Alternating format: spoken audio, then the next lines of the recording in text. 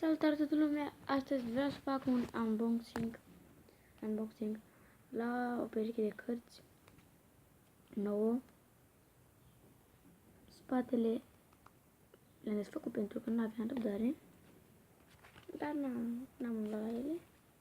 Spatele e la fel ca celelalte, doar că 10, 13, 12 sunt normale, nu mai sunt și tot așa.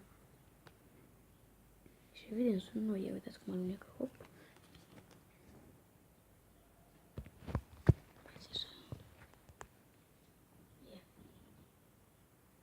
Hop. Am stat telefonul bine ca să pot să vă arăt.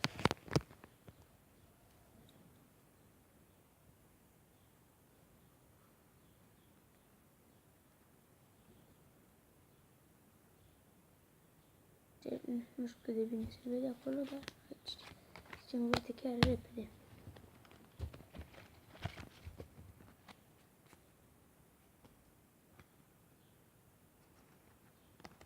Nu e nimic special la ele, o să iau altele, cred, dar nu acum.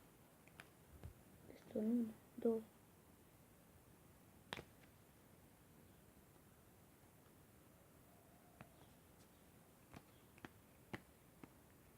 Ia să încercăm să le bătem.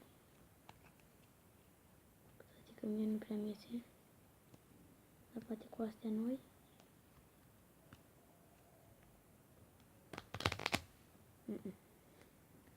Aici mă încurc. Deci cascada aia cred că știu să fac. Uite. Nu mi-a ieșit bine. Am zis cred că știu să fac cascada, nu știu. Ia dați aici cum se vede. Da. În fine, deci uitați popa cum e. Dama, valetul, cecarul și tot așa. Bun. Și dacă mă întrebați ce poșacă aici, pentru că e vlogul meu și fac deja un el. Pa!